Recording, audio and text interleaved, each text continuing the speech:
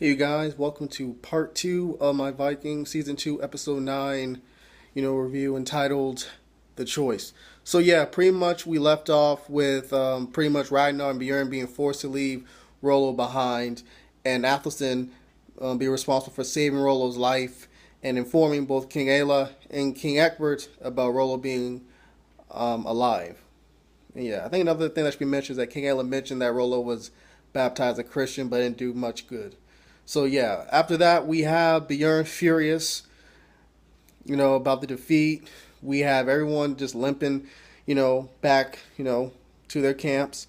You have Ragnar look like his knees fucked up or his ankle, probably has a broken leg, saying to King Horik, "Do you believe that we were fated, to lose?" And King Horik's like, "You know what, Ragnar? I have strong faith, and unlike you, I'm never going to doubt the gods, and all that shit." So Ragnar is after that he sort of segues to Bjorn and says, "You fought well today." And Bjorn's like, "I was fortunate. That was all." And Ragnar's like, "We live to fight another day." And Bjorn's all like, "But we were defeated." Ragnar's like, "It doesn't matter, dude. Like I said before, we live to fight another day. And besides, your uncle, he's most likely alive because it will take a lot more for him, to be killed." So after that, we have Ragnar when him and Bjorn go back into the meeting camp, the main, I believe the headquarters of planning, whatever.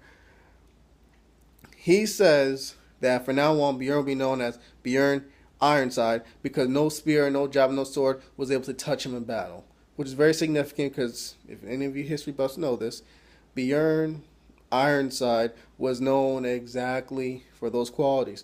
He was rarely, if not ever, touched in battle.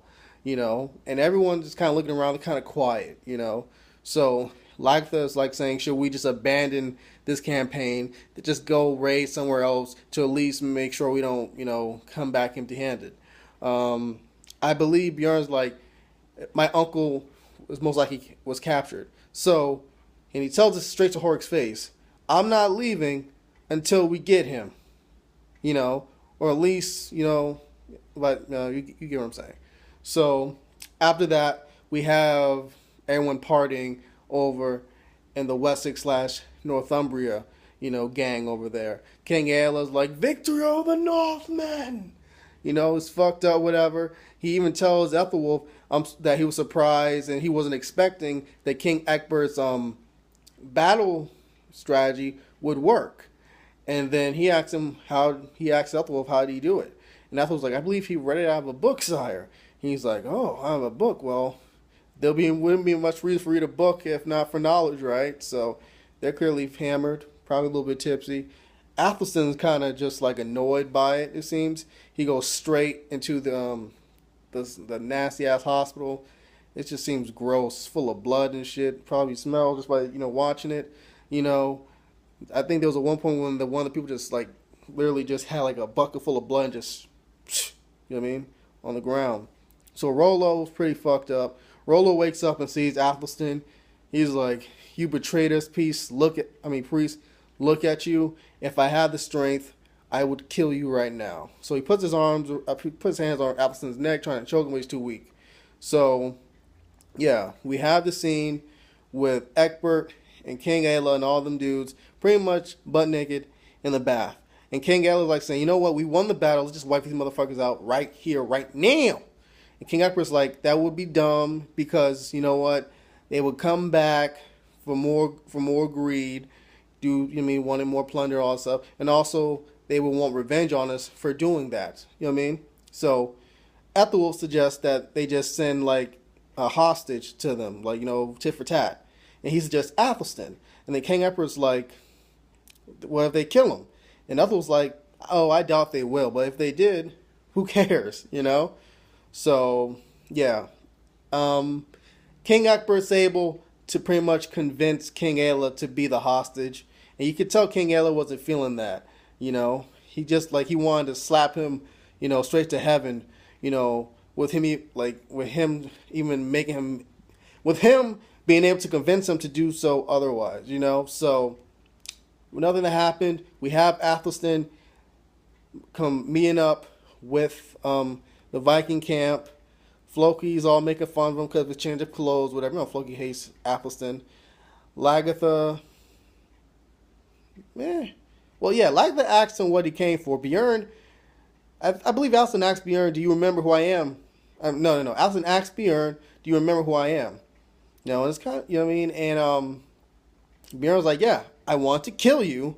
Harkening back to season 1, episode 2, when he was younger and Athelstan had to take care of him and his deceased sister Gita, rest in peace Gita, back when Ragnar and Lagertha went over to England and all that stuff. So, it's good that even after the 4-year period, Bjorn still cares for Athelstan and all that shit. So yeah. So Athelstan goes with Ragnar. Well, he leaves, after Lagertha pretty much says that her and Ragnar will go over there to negotiate. King Horik's like, what? Who said you could? And Lagertha's like, you know what? Me and Ragnar's going to do it regardless of what you say. And even if we do die, we're less, I believe she said, expendable, So yeah, Ragnar leaves at least halfway, leaves, because Athelstan's about to leave. Ragnar said he'll go halfway, with him.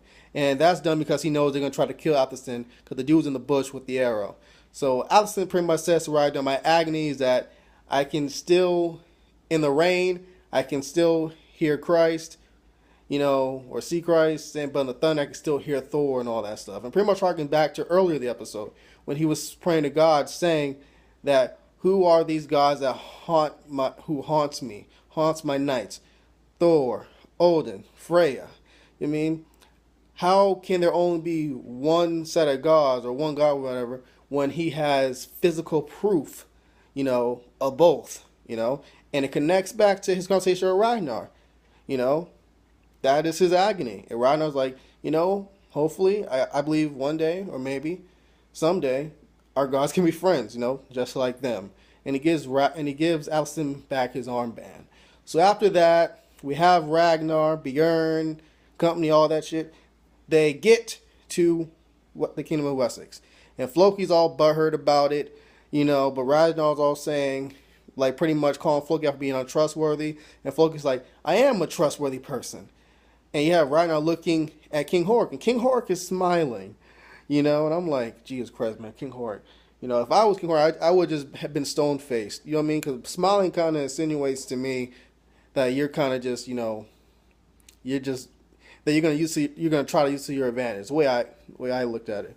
So yeah, so we have Athelstan, Queen Quenthrith, and Egbert. Egbert's being Norse to them, and pretty much he lays out to them, that he wants them to be mercenaries for Queen Quenthrith, and that if they agree, he'll give them 5,000 acres of land, of farm, and all this shit, and also release Rollo. But if they don't, he ain't releasing Rollo. So yeah, they agree. Ragnar and Lagertha immediately agree, and Horik kind of looks at them like he has nothing else. He really can't. He really doesn't have a say in this matter. So yeah, Rollo is taken back, and the mercenaries go over to Queen Kate. Queen Kate become part of Queen K's army, and I believe she grabs one of the dudes by the dick one time and shit. And then says that she wishes to mate with them. They'll make giants and all that crap. So yeah, Ragnar asks Athelstan and also pleases him to come back, home. And yeah, Athelstan comes back home. Comes back, to Scandinavia. And Bjorn's slave girlfriend is officially freed. And yeah, the episode ends with King Horik pretty much asking Floki for a proposition or something along them lines. So yeah, great episode. But yeah, I'm gonna have my review for, Vikings season 2, episode 10, probably, within the next half hour. I'm sorry for all the sweating. It's really hot as fuck in this house and outside. I feel like I'm in Texas, bum. But yeah, thank you for watching this video. Like the video if you can, subscribe to my channel, and please write down some comments below. But yeah, adios. Ooh, sauna baby, whoa.